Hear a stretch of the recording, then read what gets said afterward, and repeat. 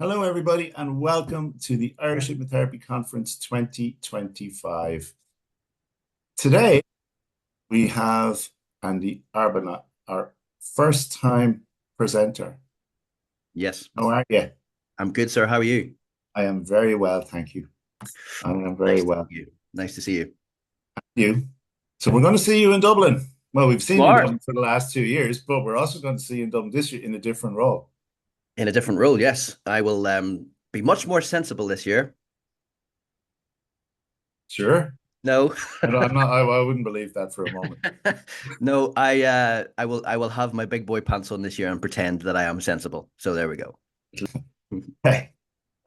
So for those of you who don't know you, because obviously this year's conference is much bigger than we've had for the last few years.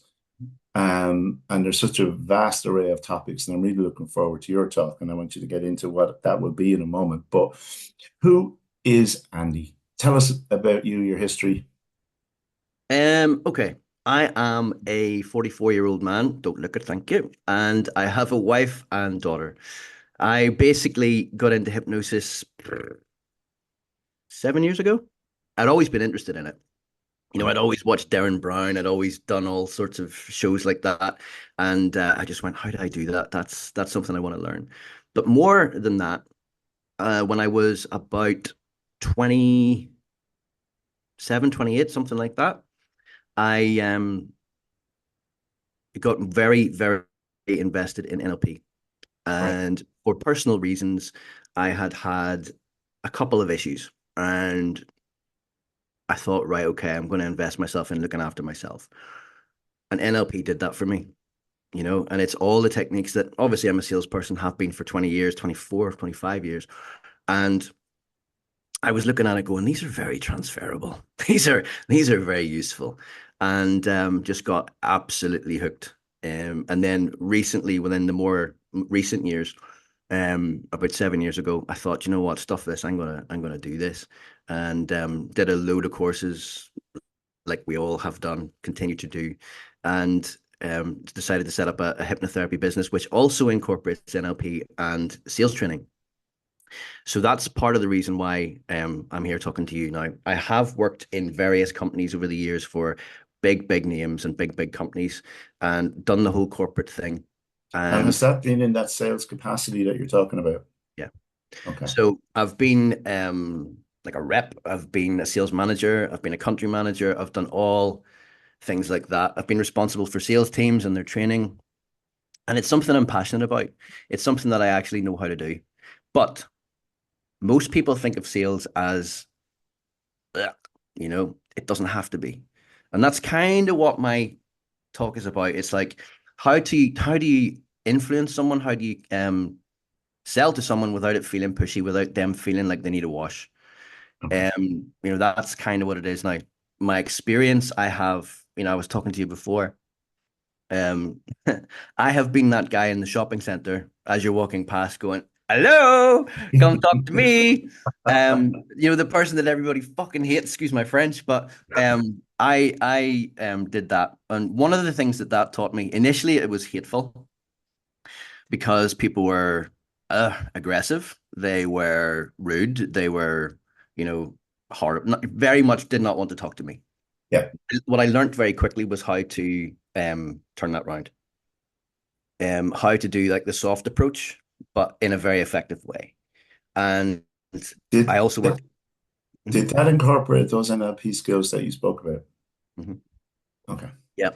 Um, Not so much initially because, well, yes and no. So the whole thing with it is I knew them in my head, Hmm. but it was using me as the mechanism for them. So it's part of the thing I talk about. We all have our own secret weapon, which is our own personality. And a lot of sales training, which have like in the corporate world, they will literally knock you left, right, and center on how to sell the benefits of a map as opposed to a sat nav or vice versa. Cost versus effect, cost versus benefit, all that type of stuff. And the one thing that you realize about that is you're never going to really convince someone unless there's an emotive reason to do it. And That's what you have to sort of do now. The thing that I was doing, and this is maybe why it was a benefit to me. The thing that I was doing in the shopping centers was selling portraiture. Right. So it was like uh, getting people to come and have their family portrait taken. Initially, it's a hook with an offer, right? Most people think it's a scam, which it was. And turns out it was, but that's not fair. It was not necessarily a scam. It was more a case of the way that it was portrayed, the way that it was framed was not necessarily how it was, right? Everybody thought you got a cash thing, and it's not. It was money off, right? But the way that I learned to do that was ask questions which raised emotion. You know, how does it feel? Is this your daughter or is this your mother or something like that? Yes. And then you have sort of some connection with them. Isn't it great to spend time with your loved one? You use that whole Yes. emotion thing, and then you bring them as you're talking to them. You're sort of guiding them towards an image of what we do, and then at that point, it's going. Aren't they? You're asking them all tag questions, all closed questions of yes, yes, yes, yes. So you're Mhm. basically generating yes sets, and then at that point you get their details, and then you do that. But the whole thing with that is there was one guy in particular, Brad was his name, and I used to watch him and go, "You're an idiot," because he would just literally bully people, and Okay. you're just like, and whenever I also used to work in the telesales part of it as well, and whenever you got Brad's leads, nobody wanted Brad's leads because it was always, oh yeah, they've been talking to Brad, they don't want it, and you literally were, it was cold again. In fact, it was probably colder because Right. Brad had done such a, he was Bushy paid, job. yeah, so he was paid on generating leads, so he got a quid for every lead he got. So his was as many leads as I can get, I'm going to get them, right? Didn't matter if they were qualified or good or bad. He didn't give a shit. It was just like, there's 100 leads, right? He's Yeah. made 100 quid, handy, right? But whenever you were doing that, the whole idea is raise the emotion, identify both those things together with the product and the emotion, and then phone that and book them in. And one of the things that was very important about that and how it relates to what we do here is all selling is change. Yes. So what I mean by that is, you're bringing a person from one point to another point, right? And the easiest way to do that is by generating emotion and give a solution. You know, we all know that generate emotion, give a suggestion. Well, a solution Yeah. really is a suggestion, as you say. Correct. So, yeah, but with the likes of what I've done as well, I've worked within, some of the biggest names in the world, like Tom Ford and Tommy Hilfiger, Gant, Roberto Cavalli, all that stuff. And it's the same process the whole way through. So your presentation Yes. is based on taking that knowledge Mhm. and transferring it into a therapy context in terms Yes. of from when So the if client calls to when the client so calls expressing interest to getting them into the therapy room. Is yes, that and I know that we've had conversations about, like, I know we had this conversation a long time ago, but you have the ability to, if you said to me as well, if someone comes on the phone, they're coming to see me. Hmm, Right? I have the same skill. right? And I don't mean that with any arrogance. It's just like, whenever you get someone on the phone, it's find the pain points and Yes. exploit them in a nice way. you know, Yeah. because obviously if someone, well, a lot of what you want to do is work with energy. So, if someone's coming on the phone, they're probably quite nervous. Yes. You need to put them at ease very quickly, right?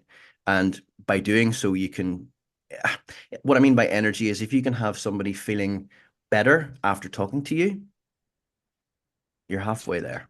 In therapy words, are you talking about rapport? Yes. Kind of matching them effectively and So bringing them. yes, so part of the course will be, or part of the, not the course, part of the presentation will be, rapport, matching, mirroring, all those types of emotive things, toward and away motivations, that type of stuff.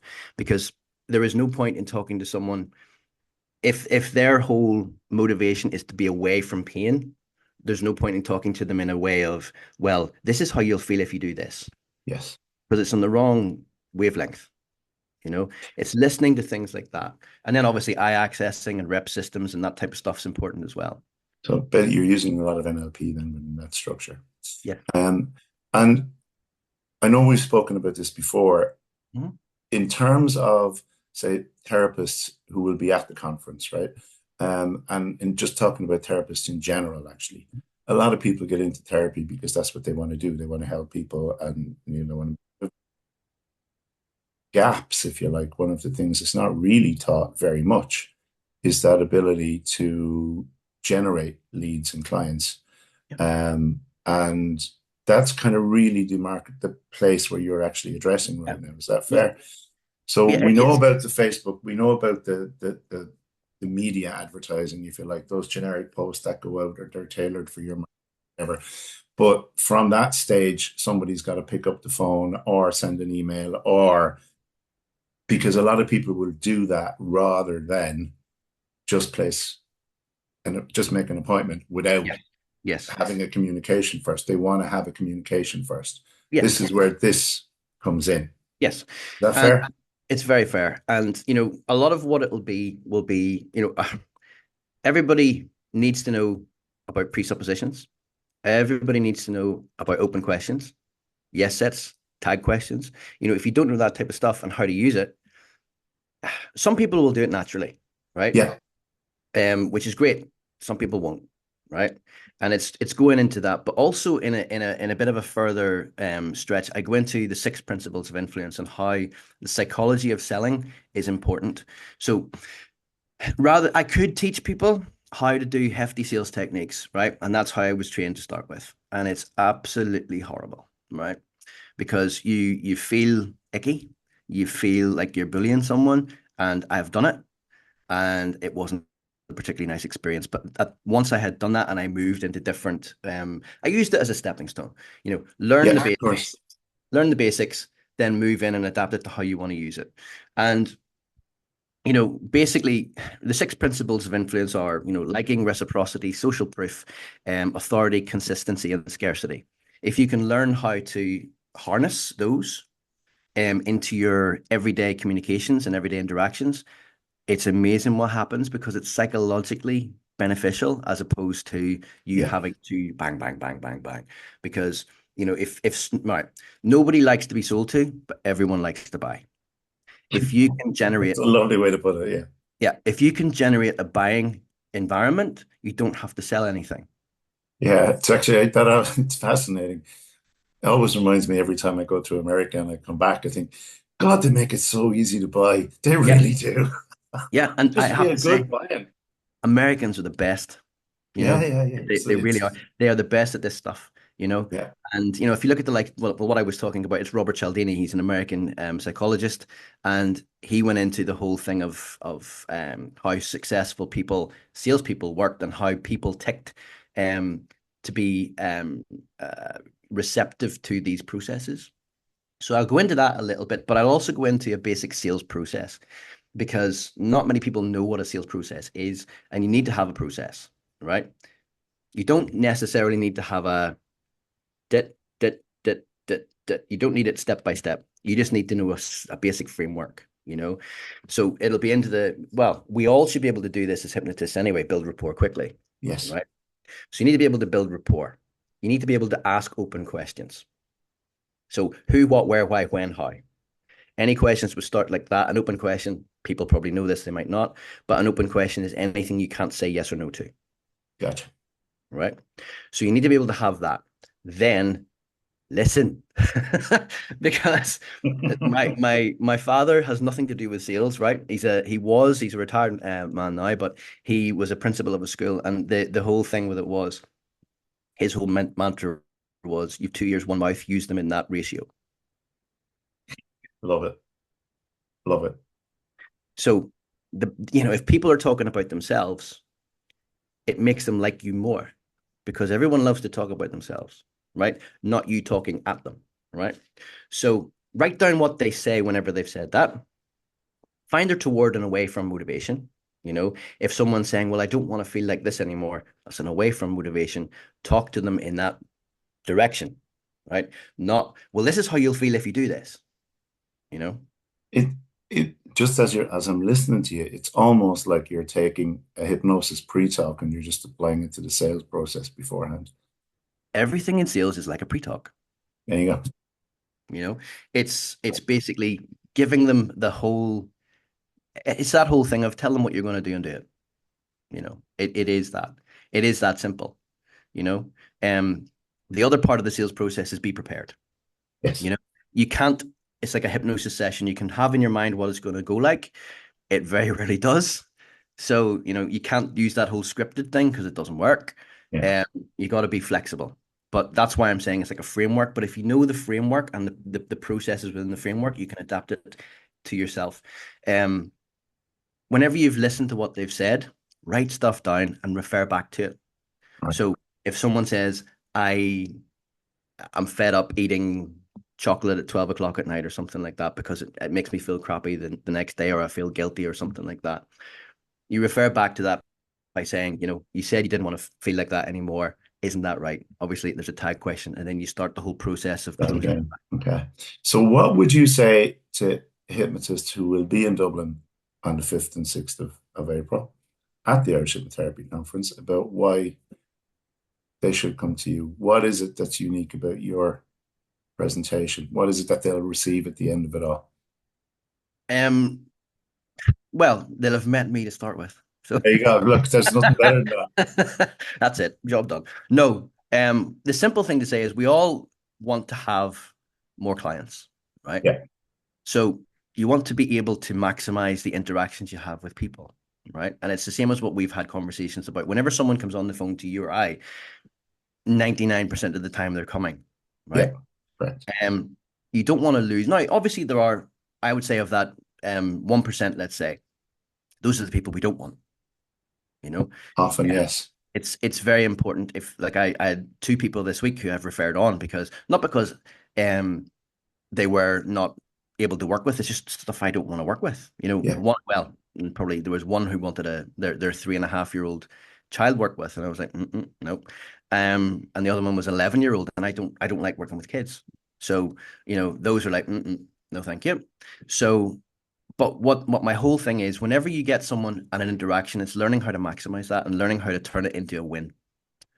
In fairness, there is a very few people who actually cover that topic. There is the how to generate the advertising, where to go, what to put on Facebook, what to put on YouTube. There is that. There is all the therapies, and they'll all be covered at the conference. There's very little on that space between pre and post, between that contact, between that advertising and that call and the therapy, and then even what happens afterwards, how you add value to it. So I'm really Yeah, looking forward to your talk. I think it's a very much needed topic, and I'm really looking forward to it. cool. I'm looking forward to it as well. It's something like I say, I've been doing it 24 years. I still do um sales training. I still do sales, It's something that I can't really stop. I enjoy it too much. Well, do you know what? It's fantastic when people take their existing skills that they've honed over years and years and years and bring into a new field. I mean, it's 7 years now, so it's not necessarily new anymore, but No, no, you no. bring it into that second set, that second career, and you take the best of what you had before and you just start to apply it, and then help others to learn it, which is fantastic. And it So is easy to learn. That's the thing. It's every interaction you have with someone, whether you like it or not, is a sales opportunity.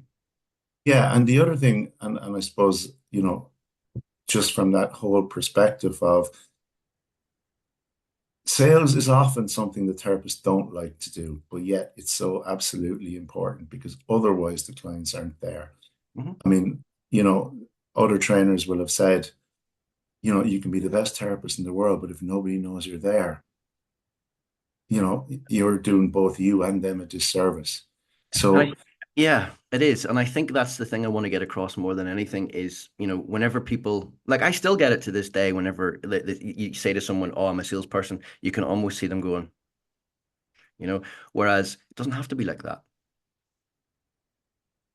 I'll really look forward to your presentation. It's going to be absolutely fantastic. I can't wait to see everyone else in Dublin on Yep. the 5th and 6th of April for the third Irish Hypnotherapy Conference, which will be the largest Well, yet because it's yeah, only getting bigger. it is. It is. And I'd like to thank you for all your hard work behind the scenes for the last few years. Anyway, you've been fabulous, and this wouldn't be here without you. So thank you. Thank you.